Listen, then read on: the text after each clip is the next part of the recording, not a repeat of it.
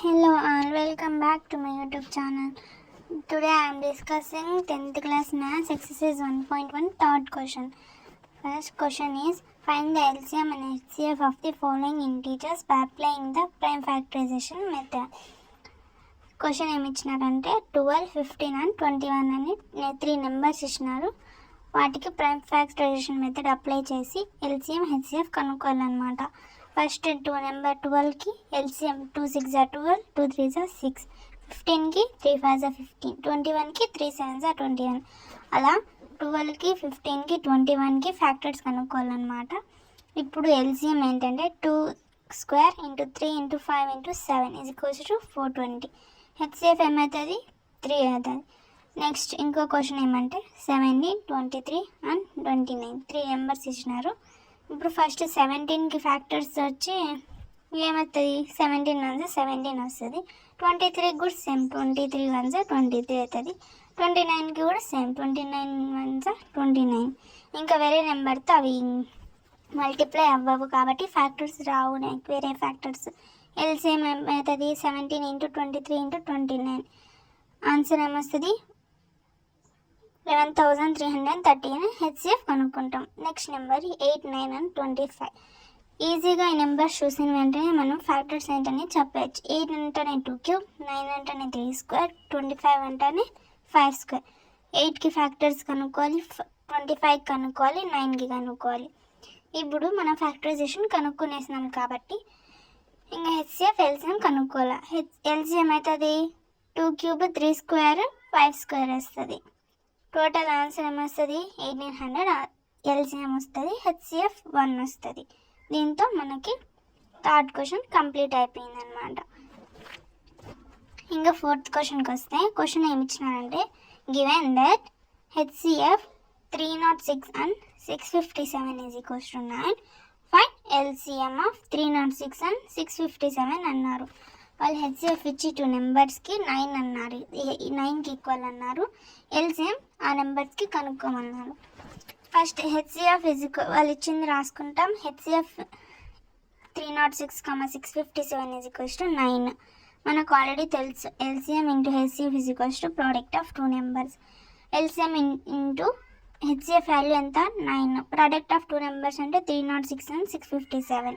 ఇప్పుడు LCM కనుక్కోవాలంటే 306 into 657 by 9. LCM ఎంత వస్తుంది 22,338. ఎల్సిఎం ఏమొచ్చింది ఆ 2 నెంబర్స్కి 22,338 వచ్చింది. ఈజీ కదా. నా ముందు వీడియోస్ ఎవరైనా చూడలేదంటే వాళ్ళు వెళ్ళి చూడొచ్చు నా యూట్యూబ్ ఛానల్లో. Next question, fifth question check whether 6 power n can end with that digit 0 for any natural number n. మనల్ని చెక్ చేయమన్నారు. 6 power n ఏదైనా న్యాచురల్ నెంబర్తో 6 power n చేస్తే అది 0తో ఎండ్ అవుతుందా అని. ఆన్సర్ ఏమంటే if a number has both 2 and 5 in its prime factorization then it ends with 0. 2 and 5 ఉంటే ప్రైమ్ ఫ్యాక్టరైజేషన్లో అప్పుడు అది 0తో ఎండ్ అవుతుందని అన్నమాట condition. For example 6 power n అంటే 6కి factors 2 into 3 whole power n. In the prime factorization of 6 there is only 2 but not 5. So 6 power n cannot end with 0. 0తో end అవ్వలేదు ఎందుకంటే ఇక్కడ 2 మాత్రమే ఉంది, 5 అనే నెంబర్ లేదు కాబట్టి.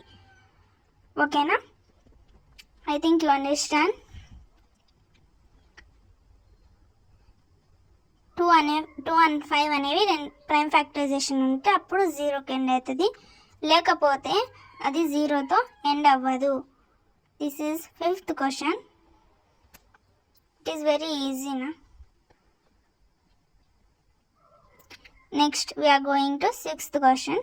సిక్స్త్ క్వశ్చన్ ఏమి ఇచ్చారంటే explain why 7 into 11 into 13 plus 13 and 7 into 6 into 5 into 4 into 3 into 2 into 1 plus 5 are composite numbers. Question అర్థమైందా? ఇచ్చిన నెంబర్స్ కాంపోజిటా కాదా మనం చెక్ చేయాలన్నమాట. 7 into 11 into 13 plus 13, దాంట్లో 13 కామన్ ఉంది కాబట్టి 13 కామన్ తీసేస్తే 7 into 11 plus 1 అవుతుంది. 11 7 77 plus 1 అవుతుంది అంటే 78. 78కి ఫ్యాక్టర్స్ ఎంత 13, 6 78 అనమాట. నెక్స్ట్ ఇంకో number 7 into 6 into 5 into 4 into 3 into 2 into 1 plus 5. దీంట్లో కామన్గా ఏముంది, 5 ఉంది. 5 కామన్ తీసుకుంటాం. 7 into 6 into 4 into 3 into 2 into 1 plus 1. ఇప్పుడు 5 into 1008 plus 1 అవుతుంది. 5 into 1009. This is a product of prime factorization. Prime numbers. This is a product of prime numbers. దీన్ని బట్టి మనకు అర్థమవుతుంది 7 into 6 into 5 into 4 into 3 into 1 plus 5 is also a composite number. నేను మర్చిపోయాను అనమాట పైన రాయడం, అది కూడా కాంపోజిట్ నెంబరే. 7 into 11 into 13 plus 13 is also a composite number. I think this question is very easy and important question. Thank you for watching.